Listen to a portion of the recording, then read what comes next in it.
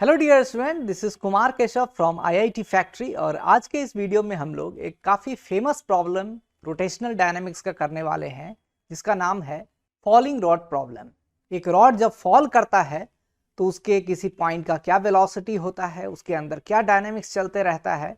इस आइडिया पे काफ़ी सारे क्वेश्चंस आपको जेईई मेंस और एडवांस के भीतर में फिजिक्स के अंदर मिलेंगे। तो चलिए इस क्वेश्चन को हम लोग शुरू करते हैं।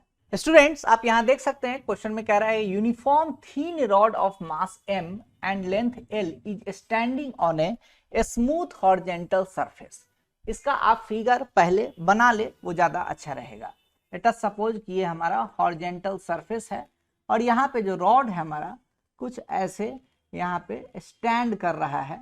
अब आप जानते हैं कि रॉड का सेंटर ऑफ मास रॉड के मिड पॉइंट पे होता है, तो रॉड का सेंटर ऑफ मास को भी हमने यहाँ पे डिमार्केट कर लिया है फिगर में। ठीक है, अब क्वेश्चन में आगे वाला लाइन पढ़ते हैं। क्वेश्चन में कह रहा है slight disturbance causes the lower end to slip on the smooth surface and the rod starts falling. कहने का मतलब है कि इस रॉड को थोड़ा सा डिस्प्लेस कर दिए हैं, थोड़ा डिस्प्लेसमेंट दे दिए हैं, जिसके कारण क्या होगा, चूंकि ये सरफेस जो है हमारा स्मूथ है, सरफेस पे कोई फ्रिक्शन फोर्स एक्ट नहीं करेगा, ये रॉड क्या होगा, अब स्लिप करना शुरू करेगा। स्लिप करने का मतलब क्या है, रॉड का ये जो नीचे वाला जो एंड है that will start sliding towards the left.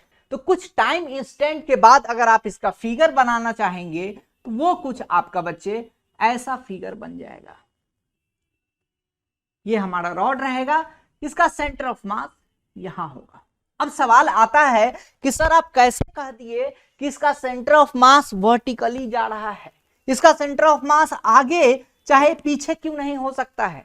ये एक सवाल आपके मन में उत्पन्न होना चाहिए, आपके माइंड में एक क्वेश्चन राइज करना चाहिए। तो स्टूडेंट्स, हम आपको कहना चाहेंगे कि जो न्यूटन सेकेंड लॉ होता है उसके आधार पर ये सारे चीज आप सोच सकते हैं। कैसे सोचेंगे? तो जब कभी भी कोई फोर्स किसी बॉडी पे लगता है तो उसका एक्सेलरेशन प्रोड्यूस होता है। तो इस बॉडी का अगर आप एफबीडी बनाते हैं, रॉड का अगर आप एफबीडी बनाएंगे तो क्या होने वाला है, एक फोर्स इस पे mg एक्ट करेगा और दूसरा फोर्स ऊपर आपको नॉर्मल रिएक्शन एक्ट करेगा। mg फोर्स जो होता है सो हमेशा वर्टिकली डाउनवर्ड डायरेक्शन में एक्ट करता है और नॉर्मल रिएक्शन फोर्स हमेशा सरफेस के परपेंडिकुलर एक्ट करता है। ये बेसिक सा वेक्टर्स का कंसेप्ट है जो हम यहाँ पे यूटिलाइज कर रहे हैं। इसका मतलब ये हुआ कि फोर्सेज जो लग रहे हैं सो वर्टिकल डायरेक्शन में लग रहे हैं। That means that there is no force acting on the rod in the horizontal direction. Horizontal direction में कोई फोर्स रॉड पे लग ही नहीं रहा है। एक ही फोर्स रॉड पे लग सकता था हॉरिजॉन्टल डायरेक्शन में, वो था हमारा फ्रिक्शन फोर्स। लेकिन since in the question it is given that the surface is assumed to be smooth, surface क्या है, स्मूथ है, तो फ्रिक्शन फोर्स का भी यहाँ पे क्वेश्चन अराइज नहीं होता है। It means that we can come to the conclusion that the rod will be acted by only vertical forces. Rod पे कोई भी हॉरिजॉन्टल फोर्स नहीं लग रहा है। तो जब रॉड पे कोई हॉरिजॉन्टल फोर्स नहीं लग रहा है तो रॉड का कोई हॉरिजॉन्टल एक्सेलरेशन नहीं होगा। इस बात को आपको समझना चाहिए। न्यूटन सेकेंड लॉ से आप जानते हैं F is equal to ma। तो अगर हम बात करें कि force in x direction, net force in the x direction is equal to mass into net acceleration in x direction, उसी ढंग से similarly we can write net force in the y direction is equal to mass into net acceleration in y direction. और in general net force in any direction is equal to mass into acceleration of the body in that direction. तो यहां पे आपने देखा कि y direction में, vertical direction में ही सिर्फ फोर्सेस एक्ट कर रहे हैं, हॉरिजॉन्टल में कोई फोर्स एक्ट नहीं कर रहा है। It means that body will not have any type of acceleration in the horizontal direction. अब यहां से एक चीज और आप काइनेमेटिक्स से जानते हैं कि एक्सेलरेशन जो होता है सर, तो that is equal to dv by dt।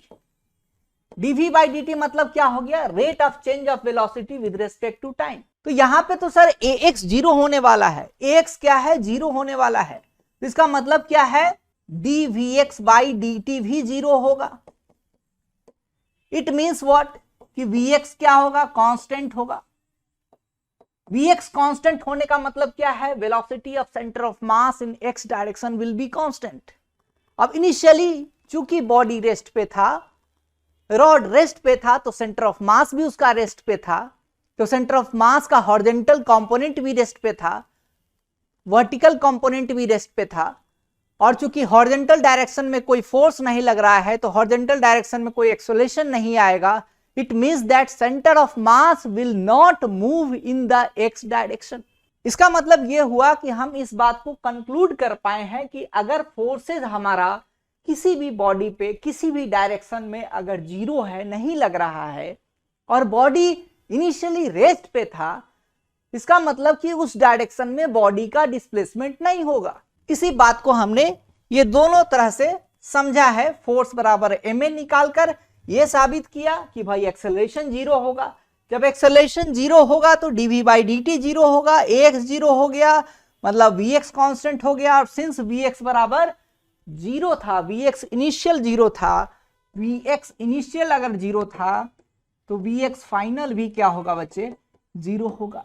It means that body will not displace in the x direction. इसका मतलब हो गया कि जो सेंटर ऑफ मास होगा सो वर्टिकली डाउनवर्ड डायरेक्शन में ही आएगा। इस बात को हम फिजिक्स से बहुत ही सुंदर तरीके से देख पा रहे हैं।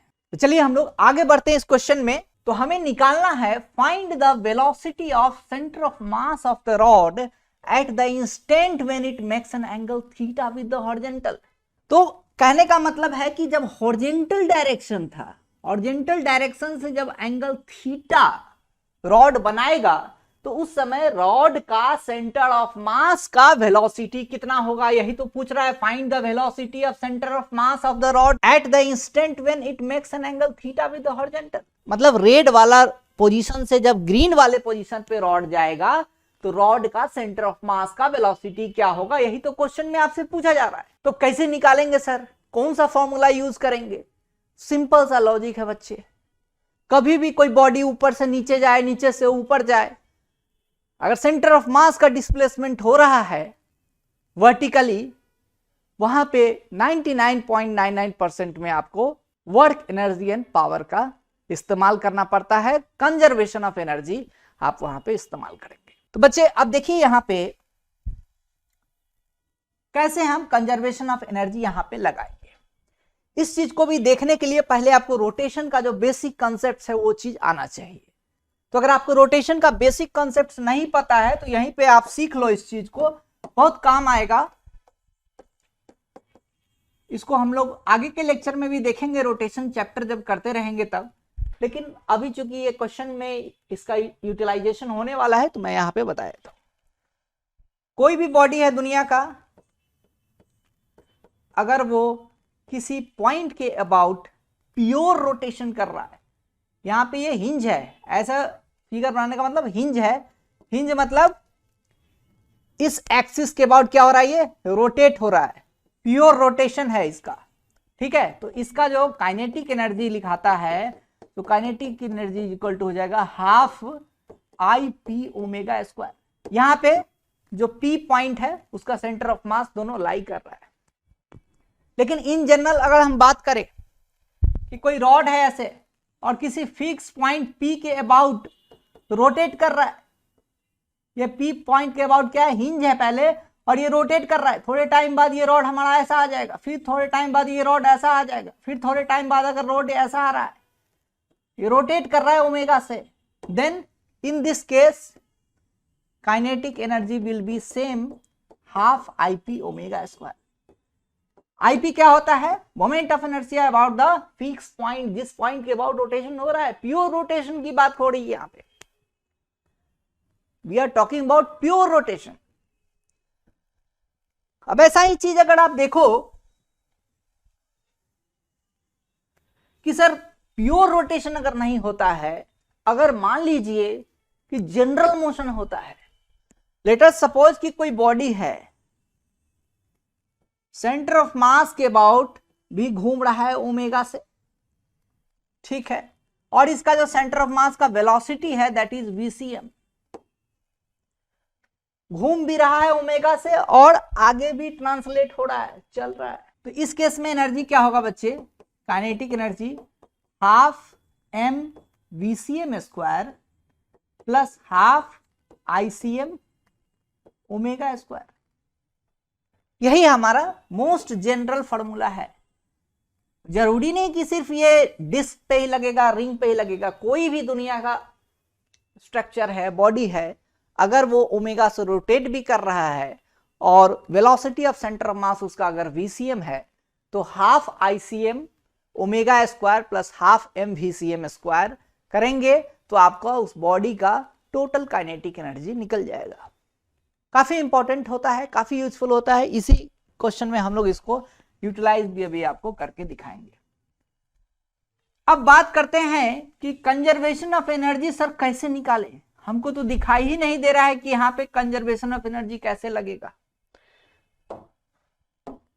तो सिंपल सी बात है, कंजर्वेशन ऑफ एनर्जी, जब भी आपको कंजर्वेशन ऑफ एनर्जी निकालना है तो देखो कि कौन सा एनर्जी बढ़ रहा है, कौन सा एनर्जी घट रहा है। तो कोई रॉड अगर यहाँ पे पहले ऐसे है, परपेंडिकुलर है, लंबवत है, और वो थोड़े टाइम के बाद झुक जाता है, तो सेंटर ऑफ मास क्या हुआ, ऊपर से नीचे आया। जब कभी भी आपका सेंटर ऑफ मास ऊपर से नीचे आएगा तो ग्रेविटेशनल पोटेंशियल एनर्जी में डिक्रीज होगा, लॉस होगा। तो आप यहां पे सिंपली लिखेंगे loss in gravitational potential energy is equal to क्या हो जाएगा sir, gain in kinetic energy. Gain in kinetic energy यहां पे होने वाला है, गेन इन काइनेटिक एनर्जी। तो अगर बात करें कि loss in gravitational potential energy कितना होगा, तो उसको निकालने के लिए आप सिंपली देख सकते हैं mg इंटू जो हाइट नीचे डिस्प्लेस हुआ है सेंटर ऑफ मास का। तो वो कैसे निकालेंगे, तो थोड़ा सा आप मैथमेटिक्स यहां पे लगाइएगा तो आपको क्लियरली ये चीज दिखने लगेगा। यहां से यहां तक सेंटर ऑफ मास इनिशियली यहां पे था, तो ये डिस्टेंस L/2 होगा, तो ये भी डिस्टेंस क्या होगा, L/2 ही होगा। और यहां सेंटर ऑफ मास है तो ये भी डिस्टेंस क्या होने वाला है सर, L/2 ही होने वाला है। अब आप ये देखिए एंगल थीटा है, तो ये भी एंगल थीटा हो जाएगा ज्योमेट्री से। तो ये वाला डिस्टेंस कितना हो जाएगा सर, L/2 साइन थीटा हो जाएगा। तो आपको तो निकालना यही वाला डिस्टेंस है, तो that will be equal to what, L/2 minus L/2 sine theta. बहुत ही सिंपल है, ये हो जाएगा L/2 1 minus sine theta. Clear. तो सेंटर ऑफ मास जो है तो हमारा L/2 into 1 minus sine theta displace हो रहा है इस घटना के दौरान। स्टूडेंट्स, अब हम यहाँ पर कंजर्वेशन ऑफ एनर्जी को लगाने वाले हैं। तो कंजर्वेशन ऑफ एनर्जी कैसे लगेगा, इस चीज को आपको समझ में आना चाहिए। तो कंजर्वेशन ऑफ एनर्जी लगाने के लिए आपको देखना पड़ेगा कि कौन से एनर्जी में गेन हो रहा है, कौन से एनर्जी में लॉस हो रहा है। तो जब भी आपका रॉड है ऊपर से नीचे जाएगा, इसका मतलब आप यहाँ पे देख पा रहे हैं कि सेंटर ऑफ मास पहले यहां था, बाद में यहां हो गया। इसका मतलब क्या है, सेंटर ऑफ मास नीचे डिस्प्लेस कर रहा है। जब सेंटर ऑफ मास नीचे डिस्प्लेस करेगा तो आपका potential energy of the centre of mass will decrease. तो ग्रेविटेशनल पोटेंशियल एनर्जी में लॉस होने वाला है और काइनेटिक एनर्जी में गेन होने वाला है। ठीक है, तो इसी चीज को हम यहाँ पे लिखेंगे, loss in gravitational potential energy is equal to gain in kinetic energy. Loss in gravitational potential energy देखने के लिए आपको देखना होगा mgh। h क्या है, h इफेक्टिव, जो हाइट सेंटर ऑफ मास नीचे आया है। अगर ऊपर जाएगा तो गेन होगा, नीचे जाएगा तो लॉस होगा। तो सेंटर ऑफ मास नीचे आ रहा है, कितना नीचे आया है, तो L/2 into 1 minus sine theta नीचे आया है। इस चीज को हमने कैलकुलेट भी किया है। ये हो जाएगा mg into L/2 1 minus sine theta, that will be equal to half m VCM square plus half ICM omega square. ठीक है, यहां पे रॉड का सेंटर ऑफ मास के about moment of inertia will be the ICM। यहाँ पे ICM की value आप ml स्क्वायर बाई 12 भी डाल सकते हैं। मतलब mg L/2 1 minus sine theta is equal to half m VCM square plus half into ml square by 12 into omega square. Okay, now what will be the second equation? हमारे पास दो unknown है, VCM भी नहीं पता है, omega भी नहीं पता है। एक इक्वेशन हमने कंजर्वेशन ऑफ एनर्जी से लाया है, दूसरा इक्वेशन हम कहां से लाएंगे? तो दूसरा इक्वेशन आप कंस्ट्रेंट रिलेशन से निकाल सकते हैं। कंस्ट्रेंट रिलेशन क्या होता है तो उसको हम नेक्स्ट स्लाइड में देखते हैं। यहां पे आप देख सकते हैं, पहले रॉड जो था हमारा कुछ इस पोजीशन पे था, and this was the center of mass. Now center of mass has gone downward. तो अब जो हमारा पोजीशन होगा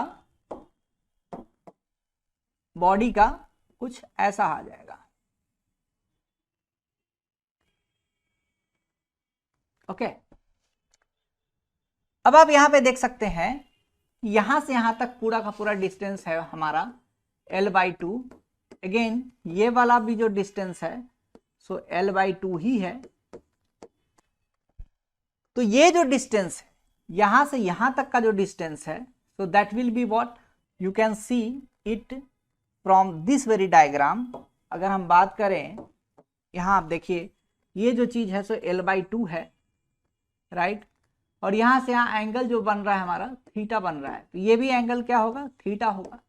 तो सेंटर ऑफ मास का जो नया पोजीशन है, फाइनल पोजीशन है, वो ग्राउंड से कितने हाइट पे होगा? L/2 साइन थीटा हाइट पे होगा। ओके, तो अगर हम इसको कोई फिक्स्ड, ये चूंकि ये हॉरिजॉन्टल जो लाइन है हमारा फिक्स्ड लाइन है, तो उसको हम रेफरेंस फ्रेम मान सकते हैं। तो उस रेफरेंस फ्रेम से सेंटर ऑफ मास का y कोऑर्डिनेट क्या है? अगर हम बात करें YCM की वैल्यू कितनी है सर? तो YCM की वैल्यू है L/2 साइन थीटा है सर। तो टाइम के रेस्पेक्ट में अगर आप इसका डेरिवेटिव लेते हैं, d dt of YCM will be equal to d dt of L/2 sine theta. Okay, तो अगर YCM का सेंटर ऑफ मास का जो कोऑर्डिनेट है y कोऑर्डिनेट, उसका आप डेरिवेटिव t के रेस्पेक्ट में ले रहे हैं, टाइम के रेस्पेक्ट में, then you will get what? VCM in y direction, velocity of center of mass in y direction. Okay, so that will be equal to what? L/2 cos theta into d theta by dt, जो कि omega हो जाएगा। Fine. अब इस YCM की value हम लोग जो पुराने वाले स्लाइड, इस स्लाइड में डाल सकते हैं, डायरेक्टली हम यहां पे डाल सकते हैं। ओके, सो बेटर होगा कि हम इस इक्वेशन को नेक्स्ट स्लाइड में लिख दें। तो हमारा जो इक्वेशन था बच्चे, loss in gravitational potential energy equal to gain in kinetic energy mg into L/2 1 minus sine theta, ये किसके बराबर था? ये बराबर था हाफ m VCM square plus half ICM omega square. ICM की वैल्यू है कितनी? ml square by 12 into omega square. हमें क्या निकालना है? VCM की वैल्यू हमें निकालनी है। और VCM की वैल्यू निकालने के लिए क्या करेंगे? ओमेगा को हम एलिमिनेट यहां से कर देंगे। कैसे एलिमिनेट करेंगे? इस इक्वेशन से अगर आप देखेंगे तो ओमेगा की जो वैल्यू आएगी, so that will B 2 VCM upon L cos theta. ये वैल्यू यहां पे पुट करेंगे। ओके, तो निकालते हैं इसको। mg into L/2 1 minus sine theta is equal to half m VCM square plus half into ml square by 12 into omega की value है 2 VCM by L cos theta. VCM y VCM दोनों बराबर है, क्योंकि बॉडी जो है सो हमारा नीचे के डायरेक्शन में ही जा रहा है, तो सेंटर ऑफ मास का जो वेलोसिटी है फुल्ली वो y डायरेक्शन में डायरेक्टेड है, तो उसका कंपोनेंट फुल y डायरेक्शन में भी उतना ही होगा। ठीक है, तो ml square by 12 into 4 VCM square by L square cos square theta. Fine. अब आप यहां से देख सकते हैं कि कुछ चीज कैंसिल आउट होगा। यहाँ पे इस मास से m पूरा कैंसिल आउट हो जाएगा, फिर ये हाफ से ये हाफ कैंसिल आउट हो जाएगा, यहाँ भी हाफ कैंसिल आउट हो जाएगा। इट मीन्स दैट हमें क्या आएगा यहाँ पे, GL into 1 minus sine theta is equal to VCM square plus ये 4 से ये 12 कैंसिल आउट हो जाएगा 3 टाइम्स में, L स्क्वायर से L स्क्वायर भी कैंसिल आउट हो जाएगा, VCM square by 3 cos square theta. ये हमारा फाइनली आउटपुट आ रहा है सबको कैलकुलेट करने के बाद। तो यहां से VCM स्क्वायर की जो वैल्यू आएगी, so that will be equal to 3 cos square theta, 3 GL cos square theta आप लिख सकते हैं better, 3 GL cos square theta upon एक फैक्टर और भी है यहाँ पे 1 माइनस साइन थीटा, अपॉन में आ जाएगा हमारा 1 plus 3 cos square theta. Okay, तो यहां से VCM की जो वैल्यू आ जाएगी आपकी, तो that will be equal to 3 GL cos square theta into 1 minus sine theta upon 1 plus 3 cos square theta का पूरा अंडर रूट। ये पूरा कैलकुलेशन है इस क्वेश्चन के भीतर में कि आप कैसे वेलोसिटी ऑफ सेंटर ऑफ मास निकाल सकते हैं। कई सारे और भी डायमेंशन है इस क्वेश्चन के भीतर में, उसको भी हम थोड़ा आपको दिखाना चाहेंगे, लेकिन मोस्ट इंपॉर्टेंट जो चीज यहाँ पे कंसेप्ट यहाँ पे यूटिलाइज हो रहे हैं, so that is finding the kinetic energy of a rigid body. एक रिजिड बॉडी का काइनेटिक एनर्जी आप कैसे निकालते हैं, सो दैट इज ऑलवेज आपको अप्लाई करना है half mVCM square plus half ICM omega square. ICM is the moment of inertia of the body about the axis passing through the centre of मास। ठीक है, तो ये बहुत ही अच्छा फॉर्मूला है, बार बार इसको इस्तेमाल होता है। कोई भी नया शॉर्टकट मेथड में नहीं जाइए, आप शॉर्टकट में जाएंगे आपको पता नहीं चलेगा कि कौन सा रूट आपके लिए है, कौन से रूट में कुछ अलग कॉन्सेप्ट यूज हो रहे हैं। तो फिजिक्स में शॉर्टकट के पीछे भागना नहीं होता है, आपको कॉन्सेप्ट्स को समझना है। कॉन्सेप्ट्स लिमिटेड होंगे, क्वेश्चंस तो इनफाइनाइट होंगे। तो अगर आपका क्वेश्चन बनाने का ही मोटिव है तो पहले आप कॉन्सेप्ट्स के पीछे भागिए, क्वेश्चन खुद बनना शुरू हो जाएगा। क्वेश्चन तभी बनेगा जब आपके एक एक कॉन्सेप्ट आपको ढंग से समझ में आए रहेंगे। छोटे क्वेश्चन पहले प्रैक्टिस करेंगे, उसके बाद नेक्स्ट लेवल का क्वेश्चन, उसके बाद उसके नेक्स्ट लेवल का क्वेश्चन। एक दिन का गेम नहीं है, पूरा का पूरा 2 साल का ये पूरा का पूरा कोर्स होता है, जिसमें कि आप पूरा 11th का फिजिक्स सीखते हैं, 12th का फिजिक्स सीखते हैं, जो एडवांस के दिए हुए क्वेश्चन है उनको बनाते हैं, मेंस का दिया हुआ क्वेश्चन है वो सारे क्वेश्चन करते हैं। तो टाइम लगता है, धीरे धीरे कॉन्सेप्ट्स आपके दिमाग में सिंक होंगे, प्रैक्टिस के दौरान अच्छे से आपको समझ में आएंगे। तो कोई भी शॉर्टकट के पीछे नहीं भागना है, आपको सिंपल सा स्ट्रेटजी अपनाना है कि हम कॉन्सेप्ट्स को सीखें, क्वेश्चंस बनाएं, फिर क्वेश्चन को माध्यम से आप पूरे कॉन्सेप्ट को विजुलाइज करें और फिर एक अच्छा फीलिंग आप अंदर में लेकर आए। ठीक है, तो इसी क्वेश्चन को हम थोड़ा और भी हम डेकोरेट कर सकते हैं कि जो सेंटर ऑफ मास का हमने वेलोसिटी निकाला है उसको विदाउट कोऑर्डिनेट मेथड से भी आप निकाल सकते हैं। वो कैसे निकालेंगे तो यहाँ पे आप ध्यान से देखिए। पहले बॉडी हमारा यहाँ पे है, लेट अस सपोज कि सेंटर ऑफ मास यहाँ है, कुछ टाइम के बाद सेंटर ऑफ मास नीचे आ जा रहा है, तो let us draw that figure also.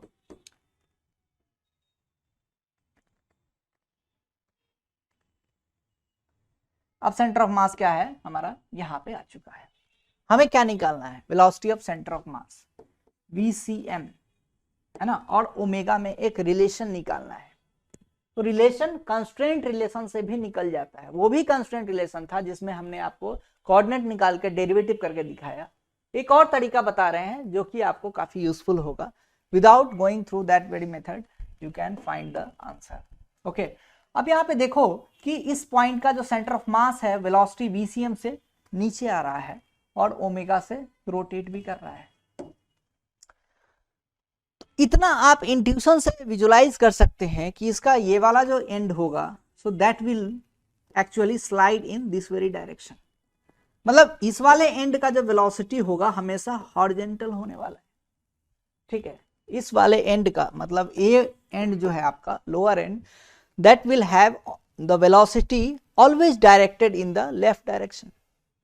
ठीक है, वर्टिकल डायरेक्शन तो है ही नहीं इसमें। तो अगर आप रिजिड बॉडी मोशन अगर आप पढ़े हुए हैं तो आप ए पॉइंट का वेलोसिटी आप निकालने की कोशिश करिए। यहां से यहां तक जो डिस्टेंस दिया हुआ है, so this distance is equal to L/2। यहां पे इस पॉइंट का वेलोसिटी निकालना है, velocity of the point A using the rigid body concept. तो रिजिड बॉडी का सेंटर ऑफ मास का वेलोसिटी नीचे जा रहा है, ओमेगा क्लॉकवाइज घूम रहा है। तो जो velocity of centre of mass है उसको पहले हम लोग बनाएंगे यहाँ पे VCM plus omega R. Omega R का डायरेक्शन कैसे होगा? In the direction of omega, but it will be the perpendicular to the R vector. R vector हमारा क्या है? ये हमारा आर वेक्टर हो गया। ओमेगा आर का डायरेक्शन क्या होगा? ऐसा होगा, ठीक है, ऐसे। ओमेगा क्लॉकवाइज है तो ये इस डायरेक्शन में, अगर ओमेगा एंटी क्लॉकवाइज होता नीचे आता, ठीक है। तो ये वैल्यू थीटा है। This line makes an angle theta with the horizontal. इसका जो परपेंडिकुलर लाइन होगा सो वर्टिकल से थीटा एंगल बनाएगा। ये एंगल क्या हो जाएगा? हमारा थीटा हो जाएगा। यहां से आप देख सकते हैं ओमेगा L/2। L/2 मैंने क्यों लिखा है? क्योंकि आर की जो वैल्यू है सो L/2 है। सेंटर ऑफ मास से डिस्टेंस देखते हैं तो यहाँ पे इसका कंपोनेंट अगर आप तोड़ेंगे तो ओमेगा L/2 cos थीटा, और एक कंपोनेंट हॉरिजॉन्टल में तोड़ेंगे तो ओमेगा L/2 sin थीटा।